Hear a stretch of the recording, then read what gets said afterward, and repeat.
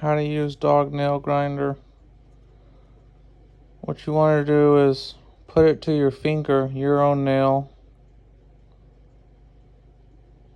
so that you can feel how long it takes to get hot and start hurting. And then do the same thing when for the same. You want to do it out to the dog's nail, but take it off before it starts hurting in the time that it took to hurt your nail, so you don't hurt the dog nail and hold their nail too long and let it get hot and painful. So just let me turn it on. Drop me.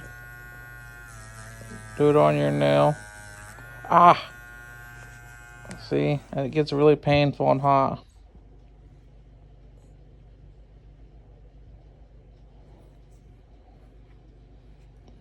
So you want to barely do their nail and then let it cool off and then do it a little more on another nail and not hurt the dog. And if the dog is pulling their nail away, it's because you're hurting them. Probably not because they're scared. Probably because you're hurting them.